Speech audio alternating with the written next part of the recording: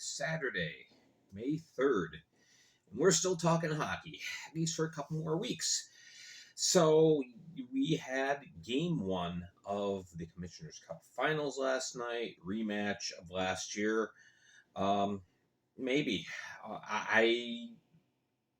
The performance by the Thunderbirds is not indicative of the team and what they do, what they can do.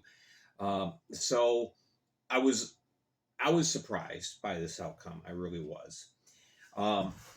This was the key to this game. Really boiled down to the fact that Carolina had some turnovers, and when they did, the Black Bears really made them pay.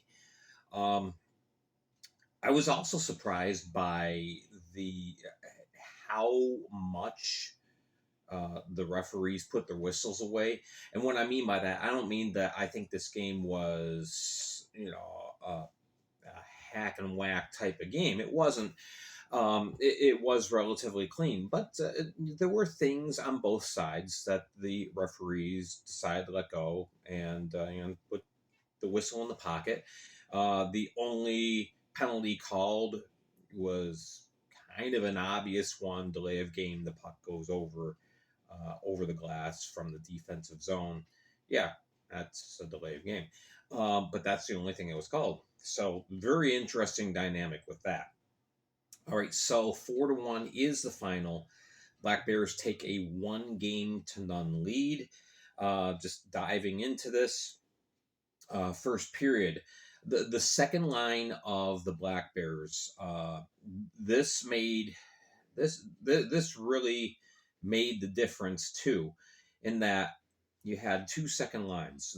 For Carolina, their second line, the Czech line. That's the line that has gotten you to this point. The Czech line has been on fire, and last night, nothing really. You really did not hear much of anything from that second line.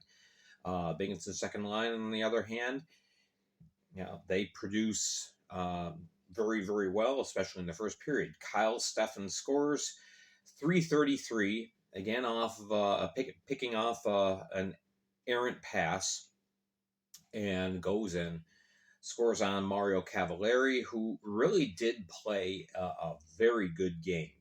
I want to give him credit.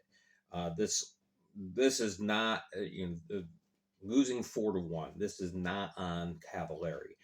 Connor McAnanima, on the other end, he continues his domination in the playoffs. But anyway, Steffen scores to make it 1-0. And then not even 3 minutes later, it's picking a pocket. Steffen picks a pocket, sends it over to Yates. Yates risks it home. And it's 2-0, 6:19 in the first. So Carolina, obviously, they're having their struggles early. They're getting outshot to this point, 7-1. And then they ramped it up. They played much better through the first couple of periods. Zach White on a 2-on-1 brick. This was another turnover. This time a broken stick in the defensive zone for Carolina. Turns into a nice 2-on-1 break as Butita outlets to Gus Ford, sends it over to White. White fakes the pass, risks it home. It's now 2-1. Really pretty play. Nothing that McAnanima could have done on this, and that was the kind of goal that I expected more of from both teams. Really, like a 2-on-1 break type of scenario, and for the most part, really didn't happen. But anyway. So, end of the first period, it's 2-1. The shots are 14-12 in favor of Binghamton.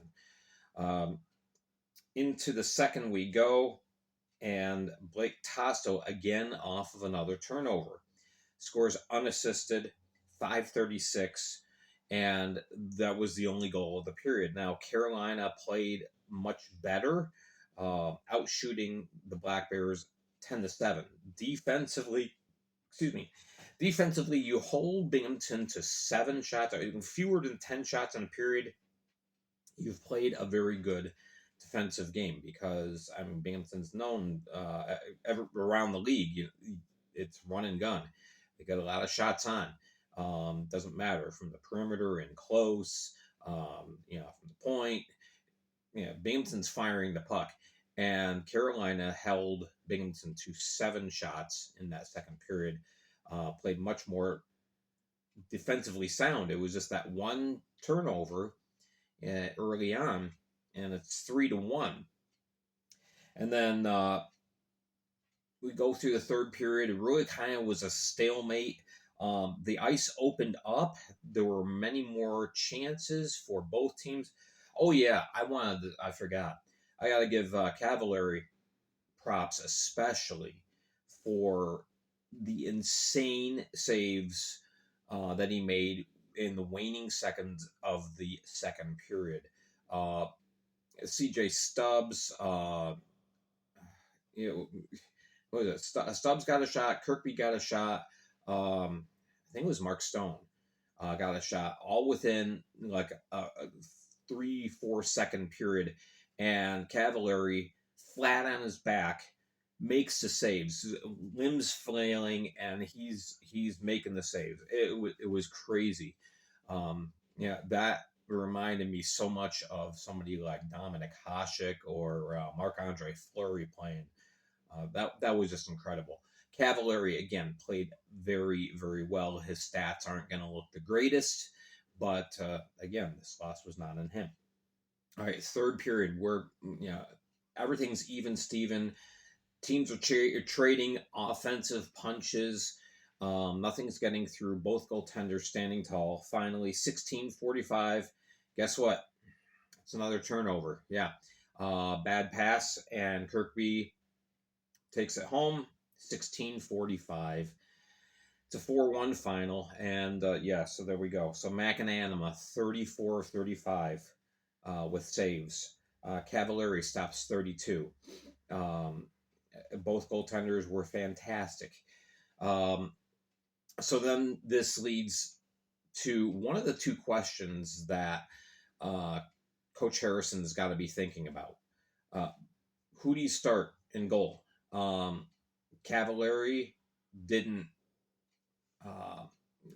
fail the team, so to speak.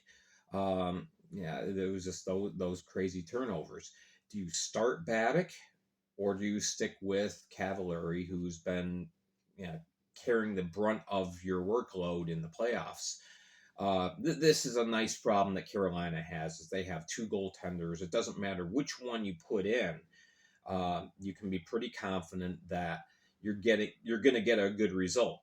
And it's part of the reason why Carolina had the best defense in the league as far as goals allowed. They allowed the fewest goals in the league by far.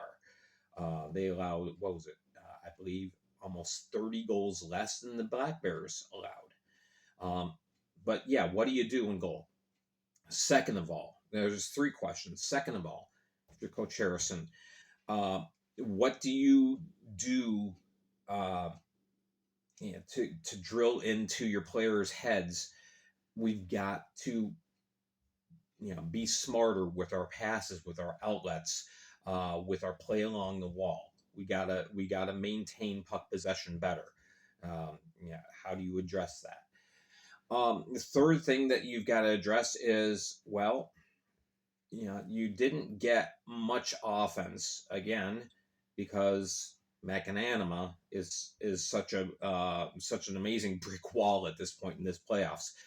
Do you shake things up with your lines? Do you keep them as they are? The problem that the Thunderbirds had last year when these two teams met is Gus Ford was the offense. There really wasn't much offense outside of Gus Ford. You only got 3 goals in the finals from somebody not named Gus Ford. Well, I know it's supposed to be 4, but that Roman Kramer goal in the third period in the final game was Gus Ford's. We all know that. All right. I don't know why Kramer got credited with it. He should have gotten an assist, but anyway. Um, so yeah, what do you do about that? How do you generate more offense, especially the way that the Binghamton defense is playing? I counted five opportunities that Carolina had, prime grade A opportunities that the defense took away. And then on the other opportunities that they did have to get some pucks on McAnanima, Connor saw the shot, made the save. So do you tinker with things or do you leave it be? Those are the questions that Carolina really has to think about going into game 2 tonight, which of course, don't forget, it's 6:05. Yeah, don't tune in the game at 7 o'clock. You'll miss the first period. So 6:05 is puck drop. Don't forget that. All right, so that is it. So Binghamton, yeah, they are up 1-0. Carolina, the pressure is now on you. You've got to figure out how to earn a split at home because going into Binghamton 2-0, not going to be very good. We found that out last year. So there we go. Attendance 2762. That was a lot of no shows there. There was a lot more than 400 empty seats there. There's other stuff going on. A lot of people had other commitments, I know, but yeah, I'm hoping for a bigger crowd tonight. Yeah, I thought we'd be filling the barn. Anyway, there we go. We talked about that. We talked about the turnovers. I guess we covered it all. So I'm gonna say good day. I hope you have a wonderful Saturday, and we will talk to you again tomorrow morning, talking about game 2, and then we'll also talk a little bit about what's going to be going on in the upcoming weeks because now we're in summer schedule for me, so to speak. I'm not going to be doing content every day, so um, we'll address that for you. All right, I am Gary Ryan for the Fed League Flash. I hope you all have a wonderful day. We will see you tomorrow.